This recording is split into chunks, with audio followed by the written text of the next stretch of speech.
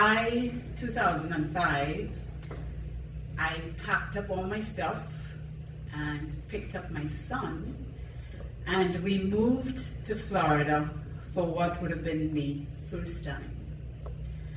I did that back then because my husband had already moved to Florida and was preparing a place for us. And I was kind of getting tired of having sex just 4 times a year.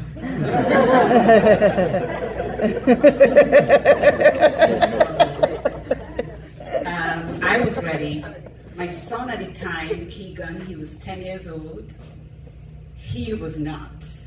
He hated the idea of leaving his friends back home, having to change schools. He begged to stay, but I couldn't leave my baby boy. So we moved to Florida, and Keegan had to start a new school, which he hated, mainly because the kids bullied him a lot because of his accent. They considered him gifted when we moved to Florida. And so he was almost always alone in class for a long time, and he hated it. Meanwhile, I was having the time of my life. Loving every minute of it. And my boy swam at the time. I would pick him up from work every afternoon at the pool, and we would walk home. We would walk for about a mile to get the bus. And he would complain every single day, and he would cry. And I was like, sucks to be you.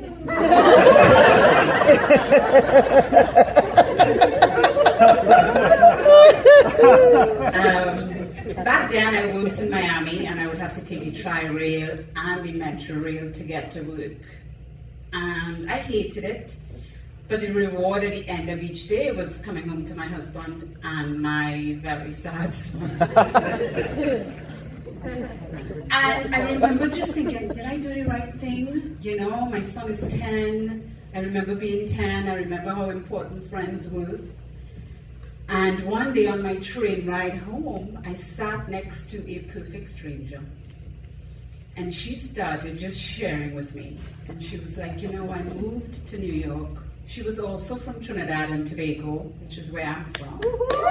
And I didn't know this lady at all. And she just opened up. She was like, you know, I moved to New York years ago.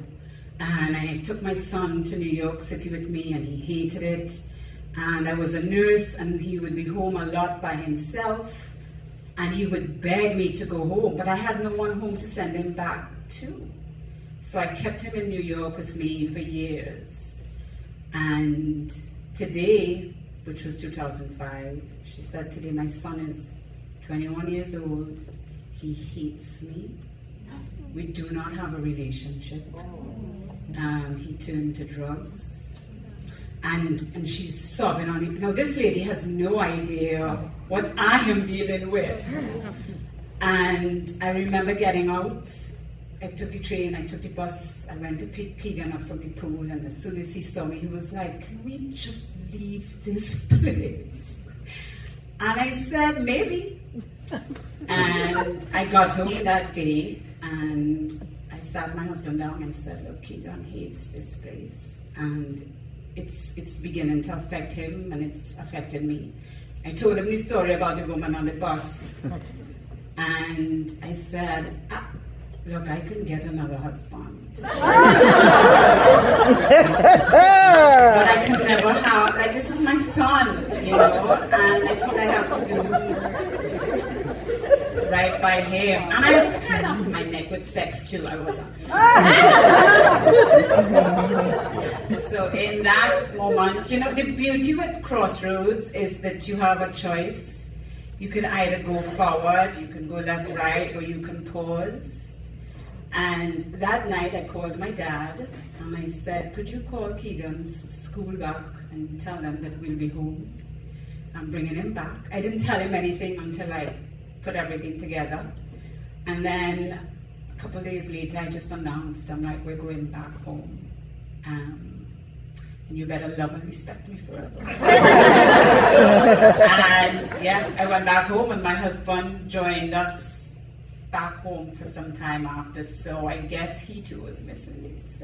That's my story. Thank you.